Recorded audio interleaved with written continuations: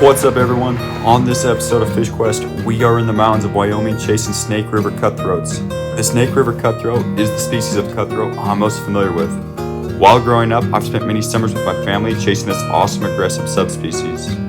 Snake River Cut, also known as a fine-spotted cutthroat, is easily identified by its hundreds of small speckles.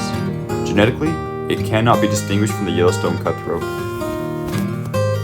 Because of the constant presence of bears, moose, and cougars, I will be packing my Smith & Wesson Governor to make sure things don't get too wild. Moose will be our biggest threat because moose love to forage in beaver ponds. A lot of the time, when fishing beaver ponds, you will be surrounded by tall willows that restrict your line of sight. I've had several occasions where I've blindly walked into moose while fishing.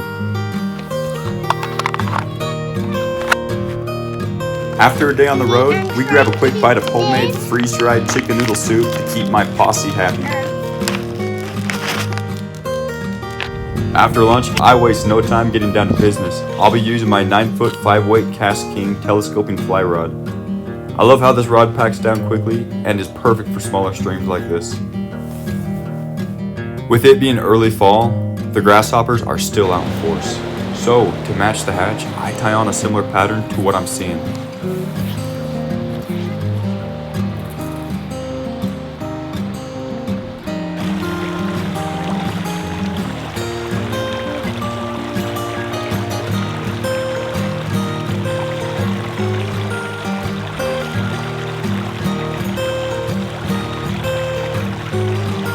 It doesn't take long before I connect with this first juvenile cutthroat.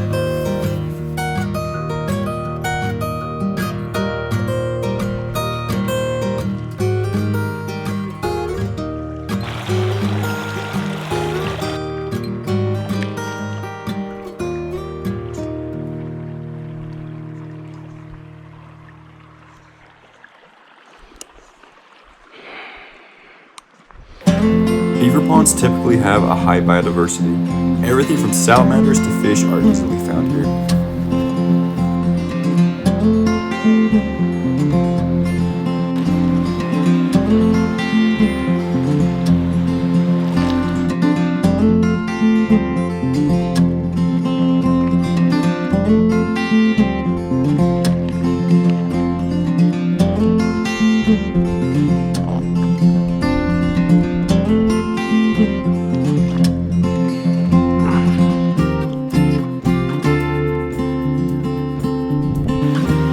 This small pool below a beaver dam held dozens of smaller fish, each of which was more aggressive than the last.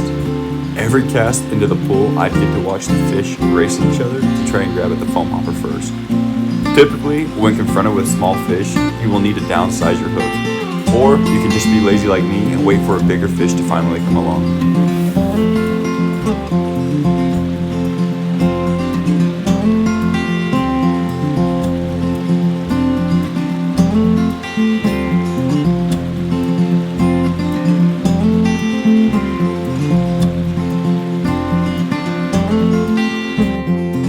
This next fish is what I've been dying to show you all.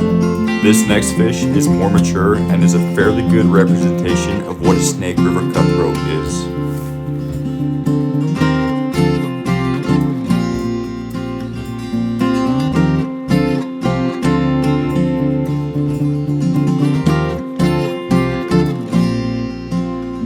I almost lost him when he decided to run for the undercut of the bank.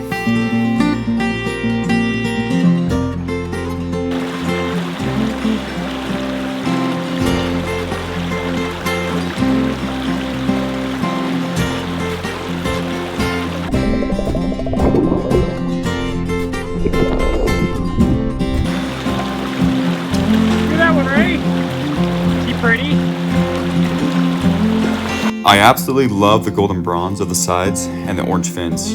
It's been years and many miles of hell since I've held one of these things. A lot of things in life are constantly changing, It's good to see that some things never change.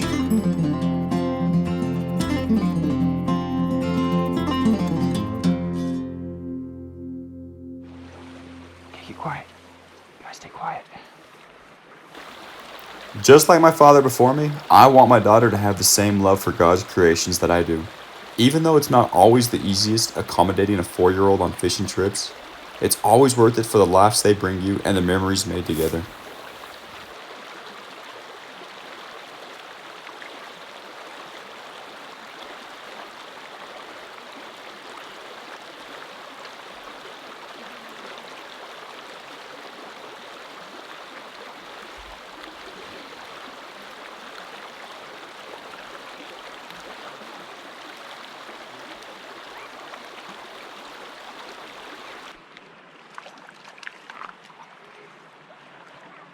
Here he comes. Here he comes.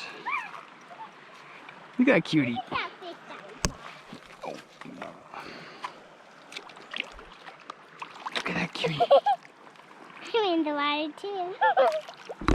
Did he get you? Silly guy. Look at that. That's a Snake River Cutthroat. Oh yeah. Look at that guy. It's more like a rainbow trout to me. Is he pretty cool? Yeah, he's a cutie. He's a cutie. Let's throw him back. Before we break for camp for the night, I thought I should release the cameraman from his duties so maybe he too could relive a few memories from years gone by.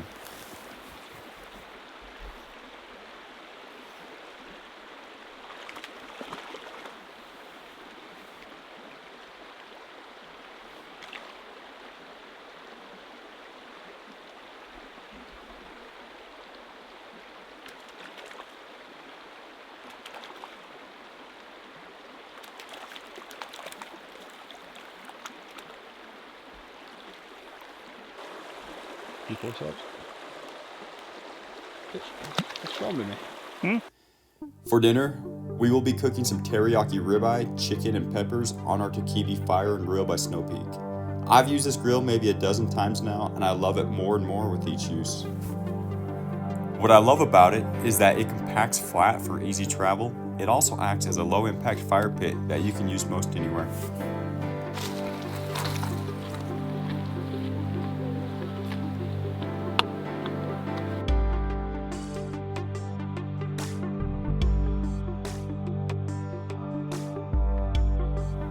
While the briquettes were heating up, Reagan and I set up our tent so we could crawl in and sleep after dinner and dessert wrapped up.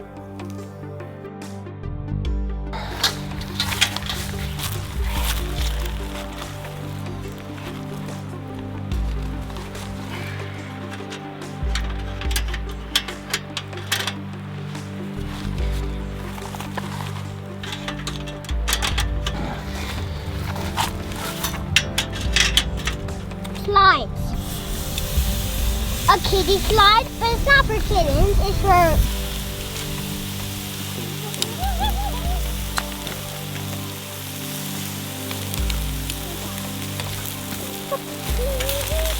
Yes, indeed.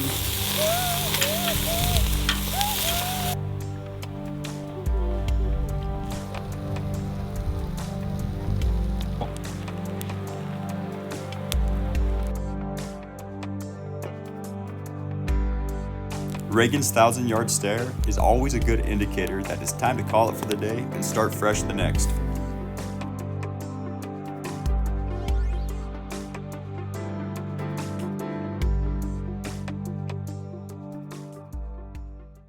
After a quick lumberjack breakfast, we don't waste any time and get right back at it in this adjacent tributary. I see one right there. He's on the bottom. This next fish was my highlight of the trip because of the experience my daughter Reagan was about to have. As human beings, certain experiences we have imprint on us and make us into who we are. I have several experiences that guided me to love fish. After reviewing the footage, I believe little Reagan watched this fish getting caught, from the initial strike to landing the fish. If you listen closely, you will hear her say, "What?" followed by, "Sweet." Okay, Ray. You can help me by holding the pole, okay? I'm not sure if our love of fish is nature or nurture. You tell me.